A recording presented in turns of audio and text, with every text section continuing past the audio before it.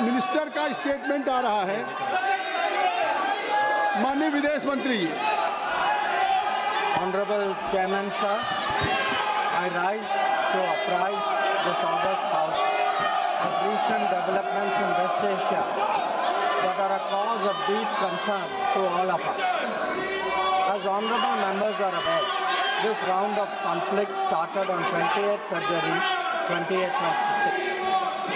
It has witnessed not only fighting between Israel and the United States on one side and Iran on the other, but also attacks on a number of Gulf states.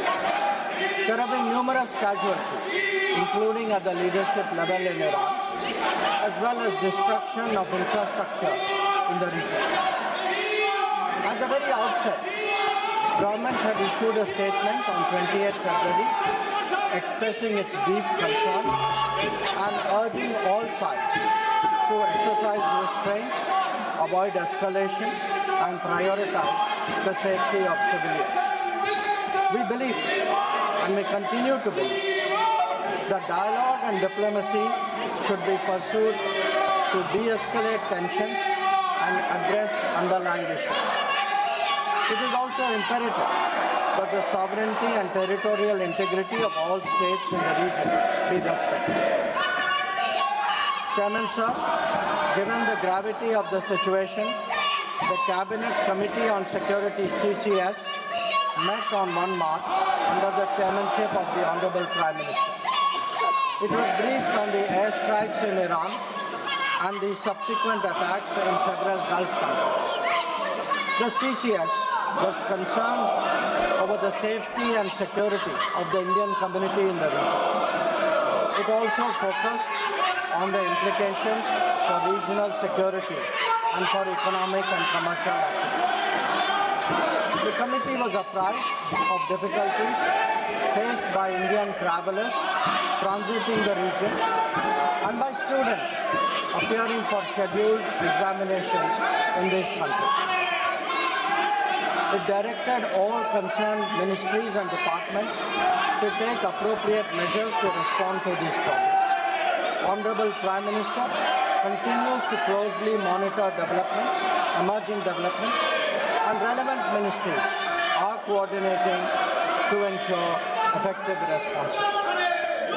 Chairman sir, the conflict has continued to intensify and the security situation in the region has deteriorated significantly. We have noted that in fact, the conflict has spread to other nations with mounting destruction and deaths. Normal life and economic activities in the entire region are visibly affected and in some cases have come to a halt. We therefore reiterated our call on 3 March for dialogue and diplomacy and spoke up for an early end to the conflict. I am confident, sir, that the entire House joins me in expressing our sorrow at the loss of life. Honorable Chairman, sir, while any development that negatively impacts peace and security in the world is deeply troubling, this ongoing conflict is an issue of particular concern for India. We are a neighboring region and understandably have obvious stakes in West Asia remaining stable and peaceful. There are almost 1 crore Indian citizens who live and work in the Gulf nations. In Iran too, there are a few thousand Indians who are there for study and employment. The region is key to our energy security and includes many important suppliers of oil and gas. Chairman sir, the Gulf is also a major trade partner, accounting for US dollars.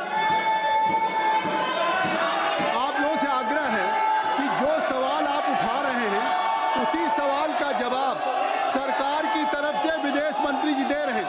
अगर आपकी चिंता है कि भारत के लोग gulf में हैं, भारत के लोग ईरान में हैं, मिडिल ईस्ट में हैं, तो क्या कार्रवाई सरकार कर रही, आप क्या परिचय दे रहे हैं? अगर सरकार की तरफ से आपके उस चिंता का स्टेटमेंट आ रहा है, आपके इशूज पे स्टेटमेंट आ रहा है, तो मैं आग्रह करूंगा कि आप लोग सदन को कृपया सुचारू रूप से चलने दें। सुनिए माननीय विदेश मंत्री जी, जो आप सवाल को उठाना चाहते हैं उसका जवाब दे रहे हैं, स्टेटमेंट दे रहे हैं। आप सुनना नहीं चाहते, पहले से प्ले कार्ड लेके आए हैं। ये प्ले कार्ड लेके क्यों आए? कई बार अध्यक्ष जी ने कहा प्ले कार्ड लेकर के सदन में नहीं आया जा सकता, फिर भी आप तैयारी के साथ इस सदन को नहीं चलने देना। माननीय विदेश मंत्री Chairman sir, the Gulf is also a major trade partner, accounting for $200 billion almost annually of trade. The House is also aware that in the last decade there have been significant investments from the region into the Indian economy. Therefore, the serious supply chain disruptions and climate of instability that we perceive are indeed serious issues. Furthermore, these include attacks on merchant shipping, where Indian nationals often constitute a large proportion of the crews.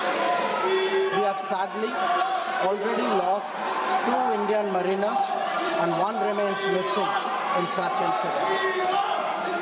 I know, sir, that the House joins me in condoling the deaths.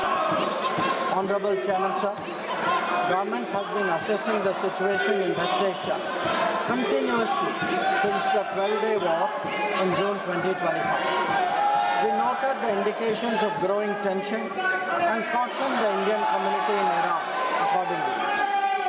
On 5 January, Indian nationals were advised by the Ministry of External Affairs to avoid non-essential travel to Iran. Those already resident there were urged to register with the embassy, exercise due caution, and monitor embassy website and social media handles. A second advisory was issued on 14 January, reiterating the advice to avoid travel in even stronger. The Directorate General of Shipping Mumbai, in parallel, issued its own advisory on 14 January for Indian seafarers, asking them to follow embassy advisories and avoid unnecessary movement or shows. Recruitment and shipping companies were asked not to deploy or send Indian seafarers to Iran. Chairman, sir, reflecting our assessment of the evolving situation, the Indian Embassy in Tehran issued an advisory on 14 February urging Indian nationals, including students, pilgrims, business persons and tourists, to leave Iran by all available means of transport, including commercial flights.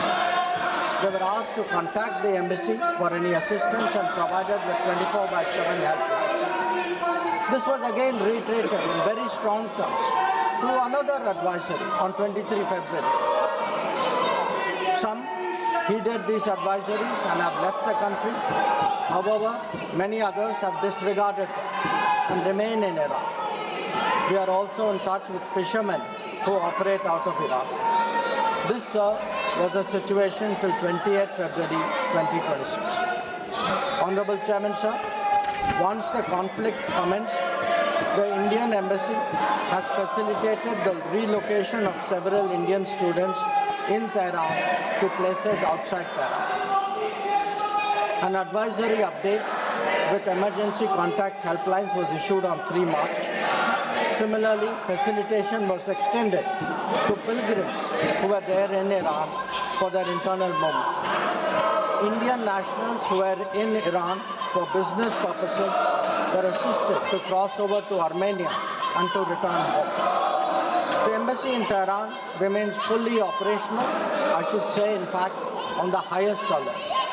They are totally committed to supporting the Indian community in this difficult situation and in assisting Indian nationals who may wish to cross international borders.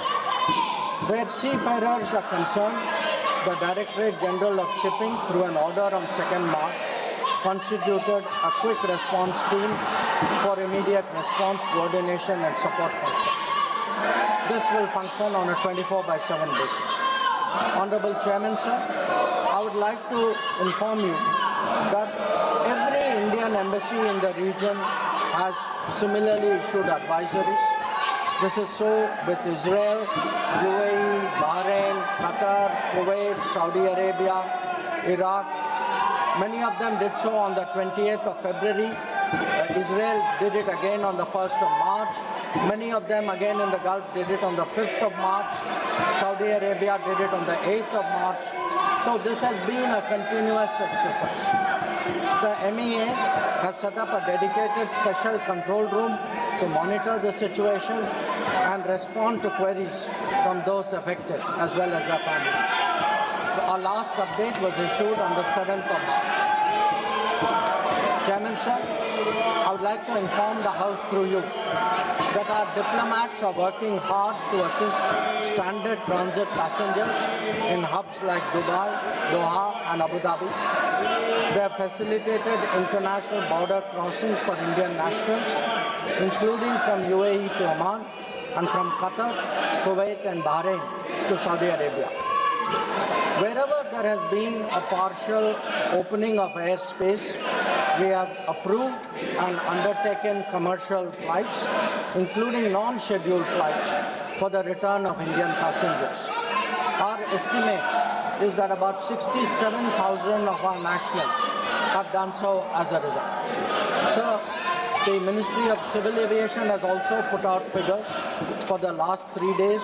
On the 7th of March, there were a total of 51 inbound flights operated by Indian carriers, 49 on the 8th of March, and there are 50 flights planned for the 9th of March.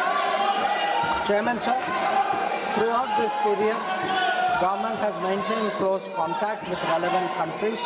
Honorable Prime Minister has personally spoken to the President of UAE, the Amir of Qatar, the Crown Prince of Saudi Arabia, the Crown Prince of Kuwait, the King of Bahrain, the Sultan of Oman, the King of Jordan, and the Prime Minister of Israel. In each case, we received assurances that the well-being of the Indian community will be the priority for the host government. I have similarly been in close touch with my counterparts in these countries. Insofar as the United States is concerned, we have maintained regular contacts through diplomatic channels. While attempts have been made, contacts with Iran at the leadership level are obviously difficult at this time. I have, however, spoken to Foreign Minister Arakchi on 28th of February and the 5th of March. We will continue these high-level conversations in the coming days. So, the House will also be interested in the issue of an Iranian vessel that is currently docked in Kochi. The Iranian side had requested permission on 28th February for 3 ships in the region to dock at our ports. This was accorded on 1st of March. IRIS Lavan actually docked on 4th March in Kochi. The crew is currently in Indian naval facilities. We believe that this was the right thing to do, and the Iranian foreign minister has expressed his country's thanks for this human gesture. So, in view of the implications of this conflict for our energy security, I also seek to address that particular concern.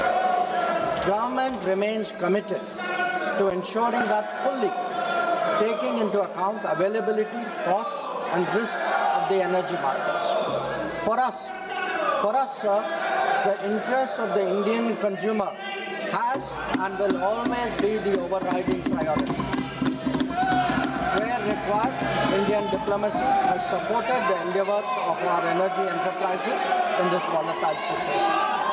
Honorable Chairman, sir, let me conclude by highlighting the 3 guiding factors of our approach. 1, India is in favor of peace and urges a return to dialogue and diplomacy.